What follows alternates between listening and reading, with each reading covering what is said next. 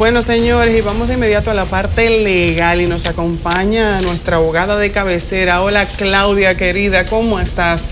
Familia, buenos días, feliz jueves en este enfoque matinal. Yo le tengo una pregunta antes de cualquier cosa. Ay, doña Altagracia, Así. yo me pongo nervioso. No, ese es derecho civil simple. Cuénteme. Las personas que perdieron casa, ajuares, carros, que están heridas, que sufrieron víctimas de la explosión de una estación de gas propano hace 3 días. ¿Quién es el responsable? ¿Pueden demandar? ¿A quién pueden demandar? Porque yo vi reportajes que decían de gente que había estado 22 años para construir una casita y de repente perdieron la casa y todo lo que tenían y estaban enfermos. Mire, ¿qué puede hacer un ciudadano común ante esa eventualidad? Evidentemente, doña Altagracia, este ha sido un evento provocado dentro de esa instalación, dentro de esa planta de gas, y evidentemente es la propietaria de esa estación la responsable, la civilmente responsable de lo que ocurrió. Su pregunta me lleva no solamente a una respuesta desde el punto de vista legal, sino también a una reflexión. Desde que este evento ocurrió, yo me imaginé que la discusión iba a comenzar con el clásico ¿quién vino primero, si el huevo o la gallina?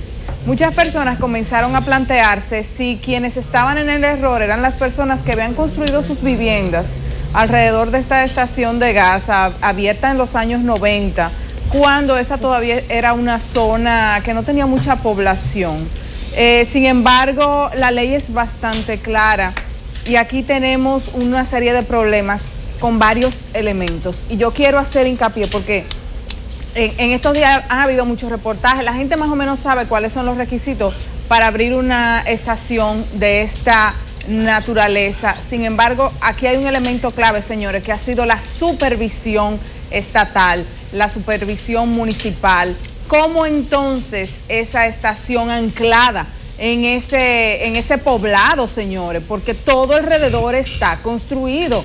Y no de pocas casas, no son distantes, eso estaba prácticamente encima de esa estación. ¿Dónde están? ¿Por cómo se renovaron esos permisos? ¿Qué medidas de seguridad se estaban tomando adicionales por esa cantidad de gente nueva que hay viviendo en los alrededores? Y evidentemente ahí no solamente es responsable de las personas que fallecieron, sino también de los bienes que se perdieron.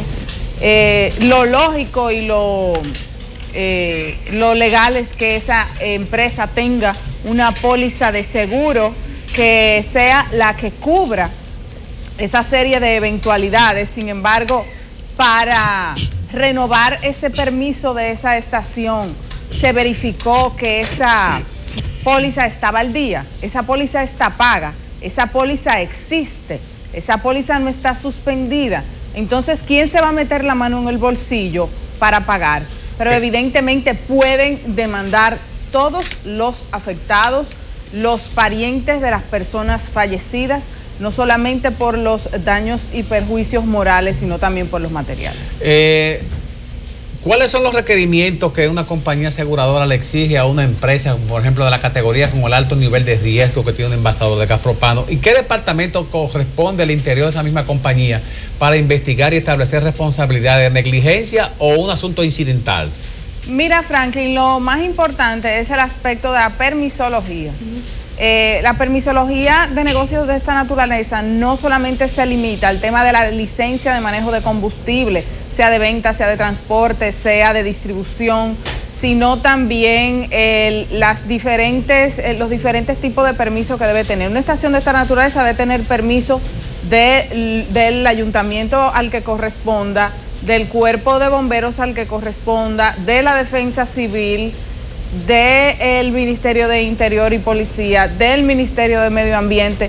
No es solamente que existe una ventanilla única donde tú llevas la permisología para tramitarla, sino que tú debes hacer el levantamiento de un expediente que contenga como base el recoger todos estos permisos, pero cada entidad que he mencionado tiene sus requisitos particulares para emitir esos permisos. Deben hacer una serie de inspecciones, deben cumplir con una serie de requisitos en relación al terreno, a la distancia en relación a las escuelas, en relación a las viviendas en relación a otras estaciones de combustible cercanas. Son muchos requisitos y muchos requerimientos también desde el punto de vista de seguridad, de entrenamiento de personal. Si tú revisas las reglamentaciones que establece el Ministerio de Industria y Comercio, ustedes verán que es muy larga la lista de requisitos. Claudia, pero entonces yo quiero asegurarme que eso se está cumpliendo, señores, y sabemos que no, porque queda evidenciado con cosas como estas. Claudia, pero ¿cada cuánto tiempo se debe hacer una revisión para la renovación de la licencia? No, está el permiso que tiene una fecha de vencimiento dependiendo por qué cantidad de tiempo se la dieron. Sin embargo, en muchas ocasiones lo que tú notas es que hay una renovación desde el punto de vista de pago de tasa y no que se haga una inspección con todo este abanico de requisitos adicionales que se necesitan. Para renovar fueron los bomberos, para renovarte esa licencia fue la defensa civil, para renovarte esa licencia fue de nuevo el ayuntamiento y te dijo, mira, tú tienes ahora, como vive más gente por aquí, tú tienes que incluir estas medidas de seguridad adicionales. Eso no está ocurriendo. Y tenemos que reconocer, señores, que en los últimos 5 años la instalación de diferentes, ya no tenemos las clásicas franquicias internacionales que manejan combustible en el país, no. Tenemos la modalidad de gas natural, de gas para vehículo, que definitivamente ha venido a cambiar en nuestro país el manejo de combustible. Aquí hace 20 años no se hablaba de un vehículo de gas. Aquí hace 20 años no se hablaba de bombas de expendio de esta pero además naturaleza. de eso tú tenías que estar planificada porque cada cierto tiempo, o sea, era difícil tú encontrarte una bomba de estación de combustible tan cerca de otra. No solamente es, precisamente, Elisa, a eso me refiero. Con poca distancia pasa lo mismo que con lo que hablamos aquí el otro día de la farmacia. A veces te las encuentras una enfrente de la otra. Y esas normativas no se están respetando. Yo no quiero referirme como a veces la gente tiende a especular que hay una mafia que hace las renovaciones. No me quiero referir a eso. Me quiero referir al tema de la supervisión. Y anoche, cuando yo pensaba en lo que íbamos a tratar en el día de hoy, yo hice una pequeña reflexión. Vemos como ejemplo, voy a poner como ejemplo el tema de la construcción de viviendas en el Distrito Nacional.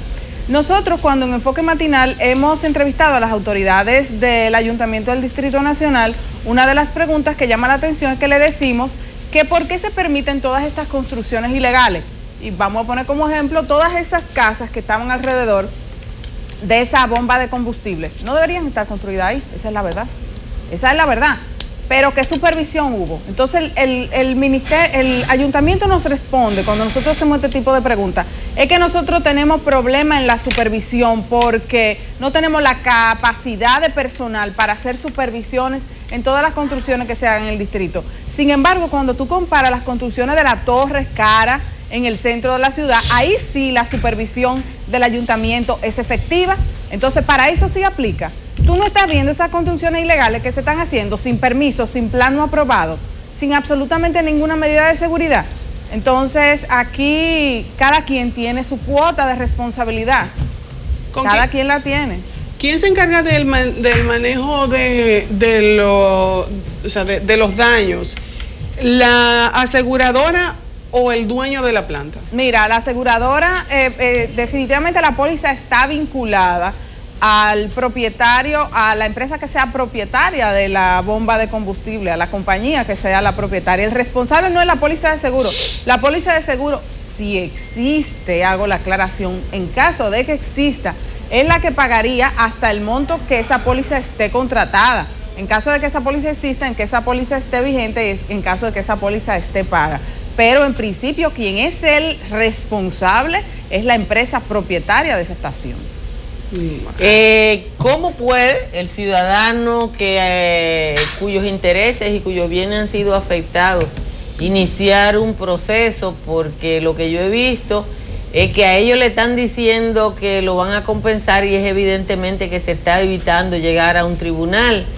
¿Y cómo se establece una compensación en este caso? Doña Altagracia, ojalá se logre una compensación incluso a base de un acuerdo amigable. Ojalá, eso sería bastante positivo en un caso de esta naturaleza, pero ¿cuál es el monto? ¿Quién va a poner ese monto? Eso es lo que yo pregunto. Entonces, ¿quién lo establece? Si es un acuerdo, tiene que ser sobre la base del entendimiento entre las partes. Un tribunal entonces debería ser apoderado por la parte demandante para lograr esto.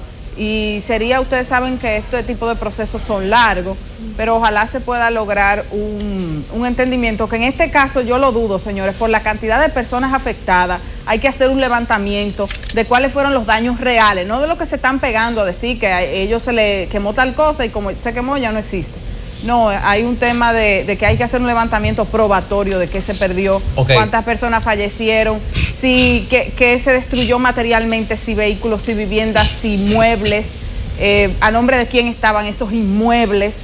Eso es un levantamiento que hay que prepararlo, no se puede hacer una reclamación alegre, eso debe ser cuantificado específicamente antes de demandar y antes de cualquier arreglo amigable. Claudia, hay un documento que es fundamental, que es el documento del peritaje que hace el Cuerpo de Bomberos, diciendo el origen del incendio. Así la compañía podrá evaluar si hubo negligencia y eso va a hacer que se limite hasta cuánto paga y cuánto paga. Sí, en caso donde hay accidentes de esta naturaleza, donde evidentemente el fuego fue el generador de... la explosión generó un fuego que fue lo que afectó a todo el mundo, aparte de las ondas expansivas y todo lo que hemos comentado en estos días. Sin embargo, a lo que tú te refieres del peritaje de los bomberos es fundamental para casos de incendio. Difícilmente se puede cuantificar, se puede probar en un tribunal que esa fue la razón por la cual eso ocurrió. Aquí pueden pasar varias cosas, que haya manipulación, que haya accidentes, que hubiese negligencia en ese tipo de casos. Sin embargo, ese peritaje es fundamental. Voy a poner ejemplos pequeños, por ejemplo, los vehículos que se queman en la calle, los incendios que ocurren en los hogares. Para probar en un tribunal lo que ocurrió, el peritaje de los bomberos es fundamental, es la prueba fundamental, porque si no las compañías de seguro no pagan, porque la prueba por excelencia precisamente en el caso de incendios es esa. Claudia, ¿qué recomendaciones le das a las víctimas para lograr tener un buen abogado? Y te lo pregunto porque a veces tú te encuentras con abogados que aprovechan este tipo de casos para ganarse unos pesos. Hacer su zafra. Señores, sí. en momentos de crisis hay que tener mucho cuidado tomando decisiones. Claro. Y la elección de un abogado en un momento de crisis, la persona desesperada, vamos a pensar como si nosotros estuviéramos en esa escena en este momento, corriendo por el medio de la calle, con nuestros hijos cargados, huyendo a esa situación que ocurrió y tal vez regresando a nuestros hogares y dándonos cuenta que se perdió todo. Entonces hay que tener mucho cuidado en relación a qué profesional usted escoge para que lleve sus intereses. En este tipo de casos los abogados contratan con sus clientes a través del contrato de quotality donde tienen un porcentaje del monto obtenido. Esto es lícito, pero no permita que abusen de usted. Sobre todas las cosas, que respeten sus intereses y que a fin de cuentas el caso sea suyo. No va a ser como se ejecutaba anteriormente, que los policías de servicio en los hospitales traumatológicos ponían a la gente que llegaba de un accidente a firmar papeles. No firmar nada hasta que no se vea bien que se está firmando. Franklin, todavía ocurre. Todavía ocurre, tristemente. Ay, mi madre. Claudia, muchísimas gracias por darnos todos estos datos. Lamentando hablar este jueves de ese tema tan triste, yo antes de ir, Melissa, quiero hacerle una reflexión a las personas que comentaron este hecho a través de las redes sociales. Ese día pienso como si fuera uno de ellos, uno levantándose temprano, preparando a sus hijos para ir al colegio y se encuentra en medio de esta escena dantesca. Así como apoyamos todas esas causas internacionales, todas esas causas de países donde hemos ido o soñamos ir, los atentados de París, los atentados de Estados Unidos, esas tragedias que ocurren fuera de aquí, vamos también a solidarizarnos con las tragedias que ocurren en nuestro país, cerquita de nosotros. Claudia, muchísimas gracias por estar con nosotros esta mañana. Hasta el jueves.